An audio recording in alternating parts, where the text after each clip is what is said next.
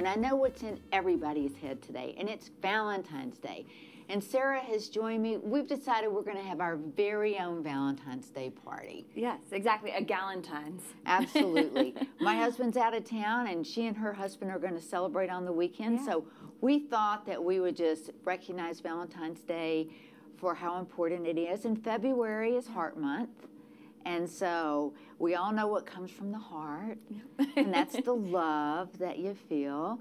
And you know, it's really interesting because we all recognize the gut-brain connection, and we recognize that, we understand that, but it's only in the last couple of months I've really started to understand the heart-brain connection, you know, and it's fascinating to me because when you think about it, from my perspective, I always think the brain controls everything. Everything you do, you don't do, how well you do it, it's all about how that brain's working.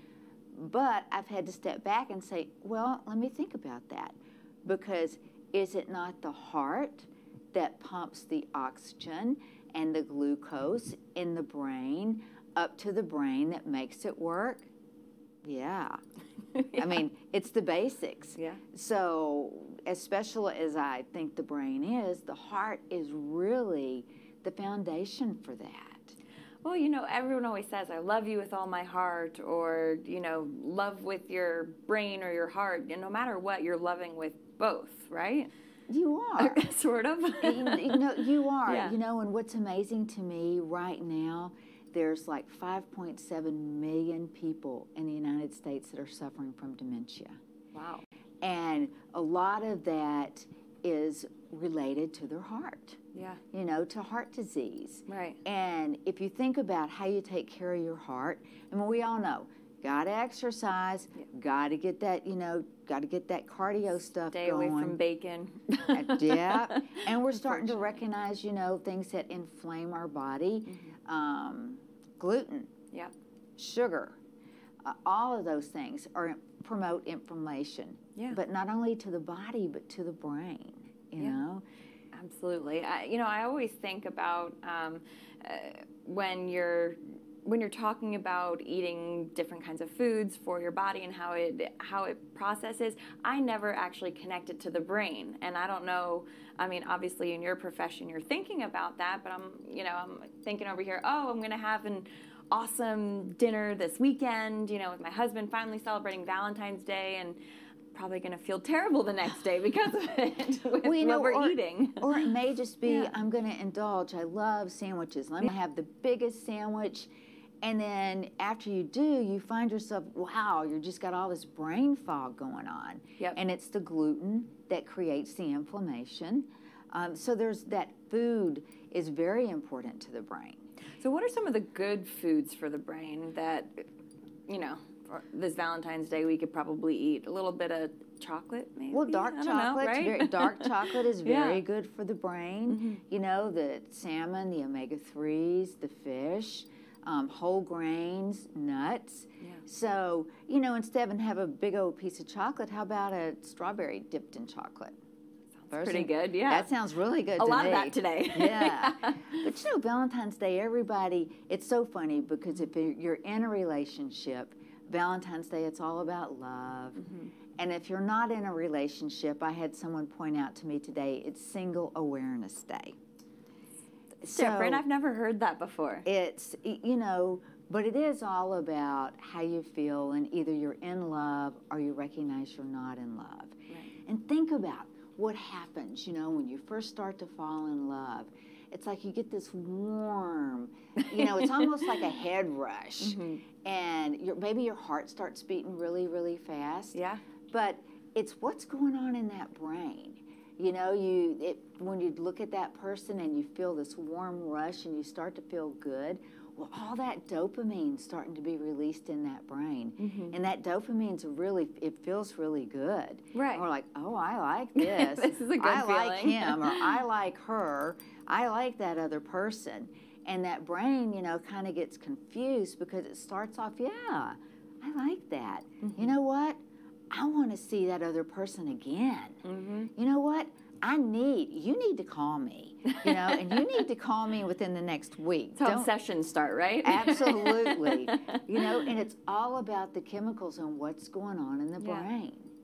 And so interesting. What about after that initial explosion of love, after that initial attraction, what happens after? If you're celebrating a 10, a 20, a 30-year anniversary, are those, dopamine neurons still firing just the same? Well, there's research that shows that the effect is still there. It's just a lot less intense. Makes sense.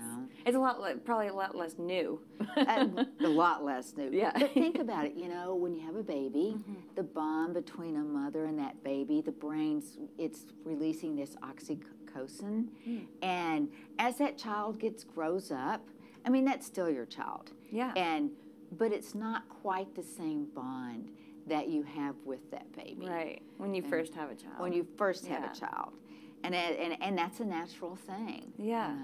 I love that. Well, my husband and I got married a year and a half ago, and babies are not far off, but I have yet to experience that. But everyone always says, you think you love your spouse or you think you love your family until you have a baby. And then you love nothing like you do the baby. Right. Well, and if you stop and think about it, then you probably will agree. You do love that child more. I'm sure once we hit that point, it'll for sure. But for now, it's just us, and you're going to keep it that way. We're going to keep it that way. Absolutely. Yeah, we have 2 dogs that we love very much. But. Well, we're talking about everything that helps the heart and the brain, but what hurts the heart hurts the brain. Yeah. When you have a heart attack. A lot of times people, when they have a heart attack, it's the arteries. But when you have a stroke, it can have the same effect, but it has a different effect on the brain. Okay. And with something like Parkinson's, that affects more of your motor skills. Right. But it's all based upon what's going on in your brain. What about, I don't know if this is obviously far less physical probably than a stroke and anything like that, but what about, Valentine's Day for a lot of people, if they're not with someone, can be tough, depressing. Can be lonely. Be lonely. What about that feeling? How does that affect the heart, the brain? Well, I think any time that some people, when they get lonely, it makes them feel anxious. And not any time, but a lot of times you get anxious, what starts to happen? Your heart starts to beat a lot faster. And you start to take these short, choppy breaths, And a lot of times, a lot of calls that go into 911, I'm having a heart attack, I'm having a heart attack. They're not having a heart attack, they're having a panic attack. So are there ways to combat that then? There certainly is. Yeah. Anytime. Without just taking, popping pills. Without popping pills or other things. Yeah. But the main thing that I told people to do when you feel like you're having a panic attack, is really stop and get grounded. Put both feet on the floor. I like to put my hands on my knees and think about your breathing. Think about taking a really deep, long breath. Because everybody's optimal breath rate is between 4 and 7 breaths a minute. And that's harder than you think. When I'm that's talking really to you, hard. When I'm talking to you right now, I have to be taking 12 to 14 breaths a minute, or else I can't spit all this out. Right. But when I slow down and I really think about my breathing, you change your breath rate, you change your heart rate. You change your heart rate, you create heart rate variability. And that is a sign of wellness. I mean, heart rate variability can increase everybody's overall health. Even with people with diabetes, I've seen some great research that shows what heart rate variability has done for their health.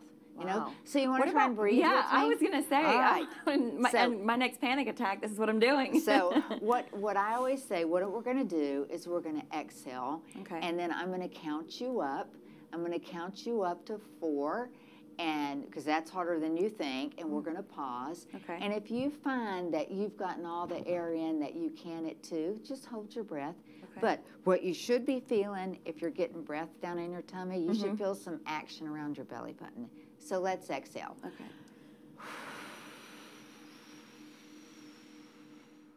So breathe in, 2, 3, 4, 5. Pause, breathe out.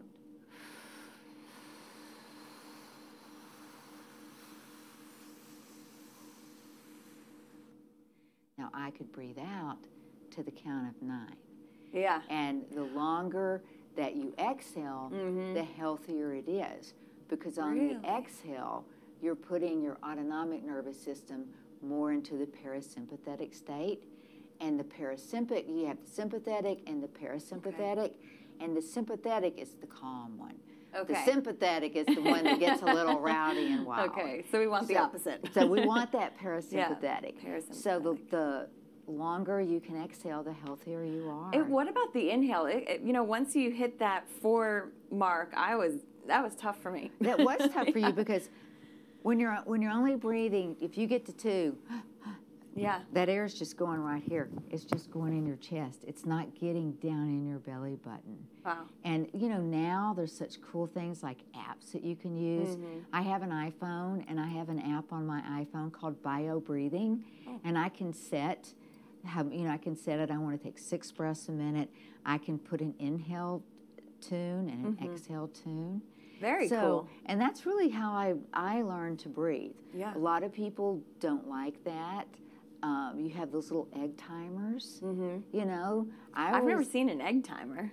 Oh, you haven't? No. Oh my goodness. They're these little bitty timers, and you flip them over. Oh, like the figure 8 thing. Yes. Oh, yes. Okay. Yes. With a little sand that goes through. Yeah.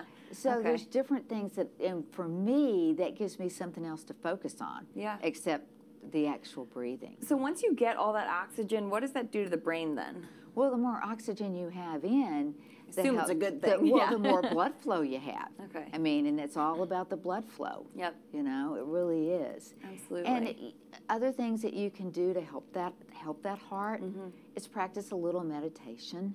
Okay. And there's apps out there now that you can use for that. Nothing beats just trying to find a nice quiet spot. No. Go to your happy spot. But it's hard. You know, it's really hard. Absolutely. To be able to sit down and just focus on yourself.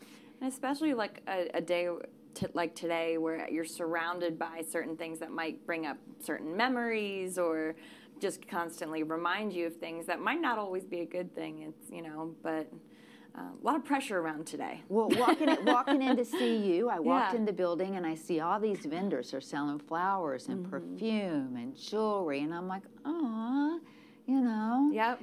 I want these things. Yeah. And, you have this perfect idea of what romance is supposed to be, and on the one day, you know, we were talking to your producer earlier, and she was saying that one day, you know, everyone's supposed to do this, but I'd like to see you do it all year, you know, have that nice sweetness all year. Walk your talk. Yeah, exactly.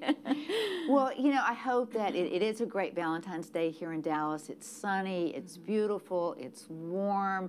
I feel like that was my Valentine's Day gift. Yeah. The flowers were nice, sweetie, but the sun, that really does help. So I hope everybody, you know, as you go out and whatever you're going to do with the rest of your day, I hope you keep in mind the importance that the brain and that the heart has in your overall well-being. And always check the Brain Facebook page.